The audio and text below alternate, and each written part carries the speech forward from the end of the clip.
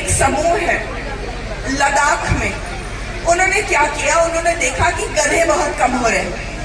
आखिर कितने दिन हो गए आप लोगों को गधे देखे हुए? कम हो गए हैं, चले गए, धोबी का काम भी खत्म हो गया गधों से, कहाँ जाए।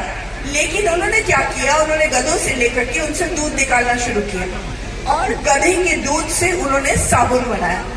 और गधे का दूध का साबुन माना जाता है कि औरत के शरीर को हमेशा सुंदर रखता है। एक बहुत मशहूर विदेशी रानी होती थी जिसका नाम था क्लियोपैट्रा, और वो गधे के दूध में क्या बोलती थी, नहाती थी। तो वो गधे के दूध के साबुन दिल्ली में बिक रहे हैं 500 रुपए का एक साबुन। क्यों नहीं हम लोग बकरे के दूध का साबुन बनाए, गधे का दूध का साबुन बनाए? ऐसे कुछ बात चुने जो आराम से, आसानी से हो सकता है। से हमारे सारे पेड़ गायब हो रहे और इतनी महंगी हो गई है लकड़ी कि आदमी मरते वक्त भी अपने पूरे परिवार को कंगाल करता है। बात सही है कि नहीं सही है? 20,000 लगता है लकड़ी के लिए, 15,000 लगता है लकड़ी के लिए। इससे अच्छा कि हम गोबर के लंबे कंडे बनाएं, उसमें सामग्री खुशबूदार बत लगा दें और एक ऑर्डर बना दे कि जो भी मरता है अब उसको केवल गोबर के कंडों से हम लोग जला दें। इसमें 1500, 2000 में का सारे रस्म रिवाज आएंगे गाय के। और आप लोग अगर कंडे बेचो तो आपके लाखों रुपए महीने के बिक जाएंगे, लाखों रुपए।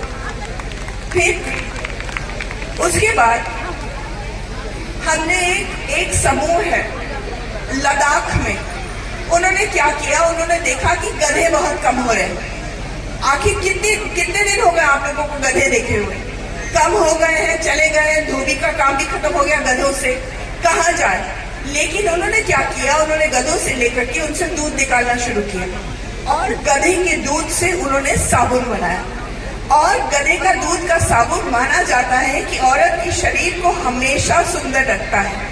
एक बहुत मशहूर विदेशी रानी होती थी जिसका नाम था क्लियोपैट्रा, और वो गधे के दूध में क्या बोलती थी, नहाती थी। तो वो गधे के दूध के साबुन दिल्ली में बिक रहे हैं 500 रुपए का एक साबुन। क्यों नहीं हम लोग बकरे के दूध का साबुन बनाए, गधे का दूध का साबुन बनाए? ऐसे कुछ बात चुने जो आराम से, आसानी से हो सकता है। मैं आपको एक वायदा करती हूँ, आप कुछ ऐसे चीज बनाओ और मैं आपको सुल्तानपुर और उनको 30,000 रुपए भी मिलेगा शुरू करने के लिए।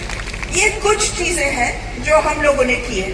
अब मैं आपको कुछ राय दूंगी कि मैं क्या चाहती हूँ। मैं नहीं चाहती हूँ कि आप, और ये पहले तो मैं बुरा काम निकालूं, मैं नहीं चाहती हूँ कि आप जानवरों के ऊपर कुछ भी पैसा कमाएं। आज तक कोई अमीर नहीं हुआ है बकरे पाल करके, गाय पाल करके। हमारे पास इतने डॉक्टर नहीं है। पूरे सुल्तानपुर के 25 लाख लोगों में से मुश्किल से 3 डॉक्टर होंगे, या कभी वो भी नहीं। गाय बीमार हो गई, भैंस बीमार हो गया, बकरा बीमार हो गया, तो वही आपके लाखों रुपए चले गए। बात सही है कि नहीं सही है? तो फिर, और हम लोगों के पास, आप लड़कियों को बनाते हो क्या बोलते हैं, पशु सहायक। फिर भी पशु सहायक कितना कर सकती है, कितना कर सकती है? डॉक्टर को 6 साल लगता है डॉक्टर बनने में। क्या हम 2 हफ्ते में पशु सहायक बना सकते हैं? सवाल ही नहीं उठता है। इसीलिए मैं बहुत इसके सख्त खिलाफ हूँ कि कोई भी जाए बकरे पालन में या गाय पालन में।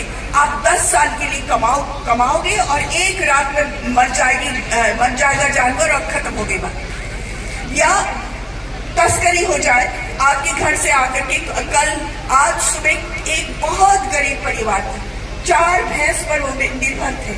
आज सुबह रोते रोते मर्द और उसकी बीवी आए कि हमारे 4 भैंस रात को किसी ने चोरी कर ली।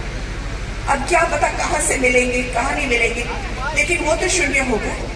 इसलिए समूह वाले, मैं नहीं चाहती हूँ कि आप इसके ऊपर जोर डालें। ये लगता बहुत आसान है क्योंकि बकरी अपने आप पलती है, गाय अपने आप पलती है, लेकिन ये बात सही नहीं है। आपको बहुत मेहनत करना पड़ता है उनको जिंदा रखने के लिए। तो मैं क्या चाहती हूँ आपसे, कुछ मैं बताती हूँ चीजें। जो स्वयं सेवक, क्या बोलते हैं, ओहो, स्वयं सहायता समूह, सॉरी, ऐसे चीज लखनऊ के थे। वो सेवा वालों ने इकट्ठा करके उनको चिकन का काम सिखाया कि नहीं?